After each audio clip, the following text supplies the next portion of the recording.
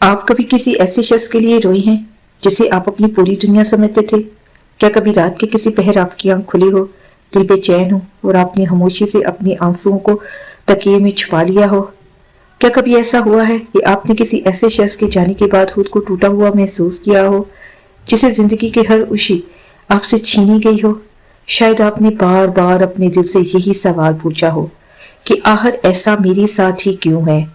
میں نے تو سچی محبت کی تھی، پھر بدلے میں درد ہی کیوں ملا؟ یہ وہ لمحے ہوتے ہیں جب انسان خود کو تنہا، بے بس اور خالی محسوس کرتا ہے۔ دل چاہتا ہے کہ کوئی آئے، ہمارے آنسو صاف کرے اور ہمیں یقین دلائے کہ سب ٹھیک ہو جائے گا۔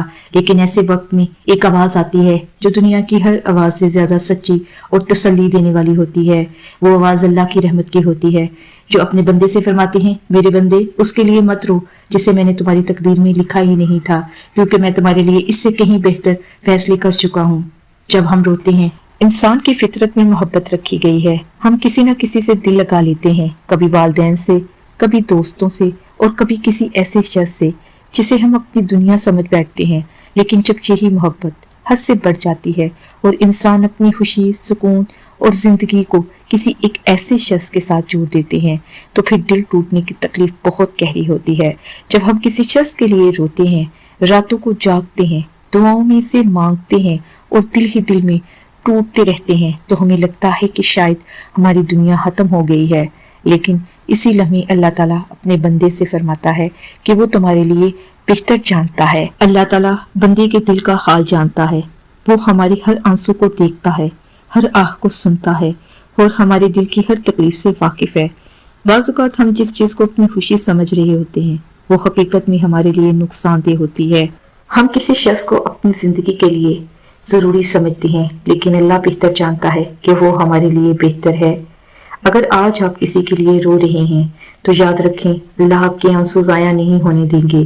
صبر کریں اور دعا کریں اور یقین رکھیں کہ اللہ کی پلاننگ ہمیشہ بہترین ہوتی ہے۔ جب ہم کسی شخص کے لیے روتے ہیں، راتوں کو جاگتے ہیں، دعاؤں میں اسے مانگتے ہیں اور دل ہی دل میں ٹوٹتے رہتے ہیں، تو ہمیں لگتا ہے کہ شاید ہماری دنیا ختم ہو گئی ہے۔ لیکن اسی لمحے اللہ تعالیٰ اپنے بندے سے فرماتا ہے، تم اس کے لیے کیوں روتے ہو جو تمہاری قسمت میں نہیں ہے؟ تمہارے لیے اس سے بہتر لکھ دیا گیا ہے۔ اللہ تعالیٰ بندے کے دل کا حال جانتا ہے۔ وہ ہمارے ہر آنسو کو دیکھتا ہے، ہر آہ کو سنتا ہے اور ہمارے دل کی تکلیف سے واقف ہے۔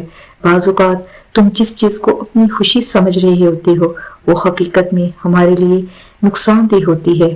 ہم کسی شخص کو اپنی زندگی کے لیے ضروری سمجھتے ہیں، لیکن اللہ بہتر جانتا ہے کہ وہ کون ہمارے لیے بہتر ہے اور کون نہیں ہے۔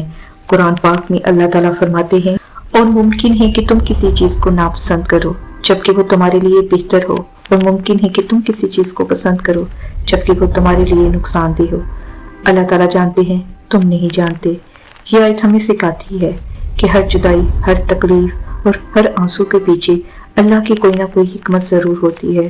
کبھی اللہ کسی شخص کو ہم سے دور اس لیے کرتا ہے تاکہ ہم اس سے قریب کر لیں، کبھی وہ دل توڑتا ہے تاکہ بندہ صرف اسی کے سامنے جھک جائے۔ یاد رکھیں، کسی انسان کے چلے جانے سے زندگی ختم نہیں ہوتی۔ جو لوگ ہماری تقدیر میں نہیں ہوتے، ان کے لیے رونا صرف ہمارا دل کو کمزور کرتا ہے۔ اصل سکون اللہ کی رضا میں ہے۔ جب ایک دروازہ بند ہوتا ہے تو اللہ بہتر دروازے کھول دیتا ہے، لیکن شرط یہ ہے کہ ہم صبر کریں اور اللہ پر بھروسہ رکھیں۔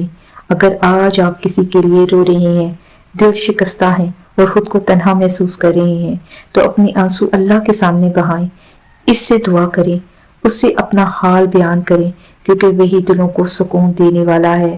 ہو سکتا ہے آج جس شخص کے لیے آپ رو رہے ہیں، کل آپ کو احساس ہو کہ اللہ نے اسے آپ سے دور کر کے آپ پر بہت بڑا احسان کیا ہے۔